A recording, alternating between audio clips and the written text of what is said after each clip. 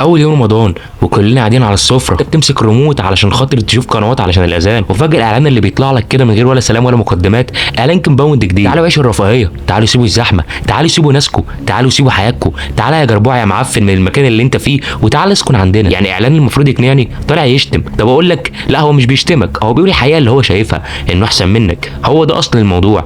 بص يا صاحبي، اصحاب الكومباوندات اصلا بيبنوا عالم موازي، عالم جواه سور وبوابه امن وميه نظيفه وحمامات سباحه، عالم مش عايز يشوفك ومش عايز يشوف اي حد بيعيش حياه عاديه. هم شايفين ان الطبقه بتاعتنا الطبقه اللي بتركب ميكروباص، اللي بتقف في طابور العيش، اللي بتشرب شاي على القهوه ب7 جنيه. مش شكلهم. الناس دي يا صاحبي مش بتحاول تبيع لك بيت، الناس دي بتحاول تبيع لك طبقه اجتماعيه، بتحاول تقول لك تعالى بقى سيب الفقر ده وتعالى تبقى واحد مننا. بس في الحقيقه هم اصلا مش عايزينك تيجي، هم بيعملوا الاعلان بس علشان يزودوا الاحساس بان احنا غيركم. هم عايزين يبينوا ان في ناس فوق وفي ناس تحت، هم فوق واحنا اللي تحت. عارف الاعلان اللي بيقول لك مسافه 5 دقايق من وسط البلد، كل الخدمات حواليك، حياه هاديه بعيد عن الدوشه؟ ده مش اعلان بيت، ده اعلان تعالى انعزل، تعالى خليك بعيد عن الناس العاديه، احنا بنحميك منهم مش بنحميك من الزحمه. الموضوع مش رفاهيه، الموضوع طبقيه صريحه. هم بيحبوا يحسسوك ان حياتك غلط، مكانك غلط، وطبقتك غلط، وان الحل الوحيد انك تهرب من كل دوت وتعيش معاهم. بس لما تيجي بجد هيمشوك لانهم مش عايزين حد من بره. الموضوع مش اعلان كومباوند ولا شقه ولا حمام سباحه، الموضوع ان في ناس عايزه تبني مجتمع فوق السور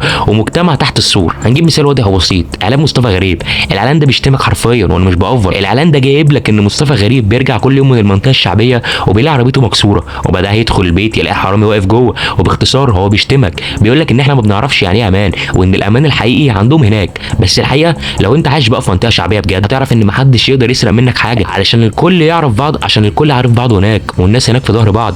لكن هو فاكر ان الامان الحقيقي جوه الاسوار، مع ان الكومباوندات نفسها بتتسرق اكتر من الشقق الشعبيه اللي هو داخل يشوهها دي. نيجي بقى للمشهد اللي بعده اللي هو الكوميديا السوداء بجد. جايب لك مصطفى غريب فاتح الشباك وبيشرب كوبايه الشاي، وجيرانه برضه بيشربوا شاي، وبيقول لك ان دي عدم خصوصيه. طب يا عم، ما كل واحد قاعد في بيته، ما حدش نط عليك يعني، ولا حد قاعد يشرب شاي عندك، انت عايز ايه برضه؟ مش فاهم. عايز الناس تعيش في اوضه وقافله على نفسها؟ وانا اصلا اشك ان اللي كتب الاعلان ده خرج من سور الكومباوند اللي عايش فيه قبل كده. واضح جدا انه مش فاهم الحياه بره عامله ازاي. واللي بيضحك اكتر بقى ان الاعلان كله دقيقه، والدقيقه دي كلها حرفيا شتايم ولط فيك، ولا حتى عرض مميزات للكومباوند اللي هو بيبيعه يعني بالبلدي. هو طالع يسخر منك بس مش اكتر. وبعدين بقى لما ورانا شكل الكومباوند بتاعه بعد كل الشتايم اللي قالها، المفروض تلاقي مكان خيال، حاجه اخر رقي كده، تبص تلاقي ده شكل الكومباوند. يعني هو ده اللي انت بتشتمنا عشانه؟ الضحك بجد هنا ان الاعلان اصلا بينتقد فكره المناطق الشعبيه انها زحمه. طب تعالى كده نبص على العماره اللي في الاعلان، هنلاقي العماره الواحده ممكن يبقى فيها 60 شقه. طب فين بقى الراحه؟ فين الهدوء؟ فين عدم الازعاج؟ لما تجيب لي 200 فرد وتسكنهم معايا في عماره واحده، وبعدين ال 200 فرد دول مش هم نفس الجرابيع اللي انت وصفتهم بالسرقه والفوضى وعدم احترام الخصوصيه؟ طب ايه اللي اتغير؟ ما هم اللي هيقعدوا معاك. فين التحسين بقى اللي انت عملته؟ اللي هو بس سور وتحط حوالين الناس وخلاص. ده غير ان الشكل اللي جوه الاعلان مستحيل يكون كومباوند اصلا. انت عارفين جايب لي 20 عماره محوطهم بسور وبتقول عليهم كومباوند. وبعدين بقى لما ورانا شكل الكومباوند بتاعه بعد كل الشتايم اللي قالها، المفروض تلاقي مكان خيالي، طلع في الاخر مكان حرفيا اشبه بشارع، بس انت مجرد محوطه بسور. انا يا جماعه مش ضد اعلانات الكومباوند كلها، في اعلانات فعلا بحترمها زي مثلا اعلانات مدينتي. ليه؟ لان الاعلان هناك مش طالع يشتمك، مش طالع يقول لك انت عشوائي، انت فوضوي، انت مش شبهنا. هو طالع يعرض لك جمال بصري فعلي. الراجل شوف حتى كمان تصوير مدينتي، في واسع، زرع، شوارع فاضيه، مباني شكلها مريح، بعيدا عن ان الزرع دوت هم اصلا سارقينه من مناطق شعبيه، فين يستعرضوا لك عندهم، وانت طبعا بتروح شغلك ودماغك بتتنحل من كتر الشمس علشان هم بس ياخدوا راحتهم. ولو رجعنا تاني للتصوير بتاعهم، الاضاءه مظبوطه، الكاميرا طايره فوق العمارات كانك بتتفرج على فيلم عالمي.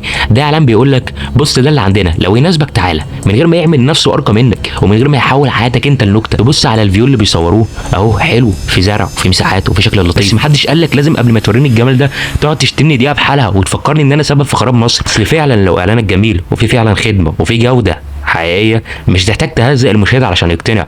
انا مش ضد فكره الكومباوند، ومش ضد ان الناس تتحسن وتتطور، بس ضد الطريقه المنفره والطبقيه اللي بعض الاعلانات بتستخدمها. بس كده كان الفيديو بتاعنا، ما تنساش تعمل لايك وتشترك في القناه وتفعل زر الجرس عشان يوصلك كل جديد، وما تنساش برضه تقول لي رايك في الكومنتات. بس كده اشوفكم الفيديو الجاي، السلام عليكم. مفيش اجدع من اللي ملقاش عيشه الكومباوند اللي نفسه فيها جوه محافظته وقرر يقعد جنب اهله وناسه وعزوته. وفيها ايه يعني؟ ما الدنيا تمام اهي. تمام مين يا عم؟ ما تخلصوا بقى يا جماعه. تعالى هتجيبك، ممكن يركن اخر الدنيا. هتجيبني الارض دي يا باشا. اتمشى الحته دي. ايه ياضا؟ وممكن يرجع يلاقيها متخربشه، خربوش بسيط يعني، نصابه. وعادي تلاقيه بيشتري شقه على الورق، يجي يستلمها كمان سنه يلاقيها لسه على الورق بس لازقه في بيت حماته. والراجل ده اهو زي الفل اهو، بيعشق قعده البلكونه. اي نعم هو قاعد مع الجيران ونس.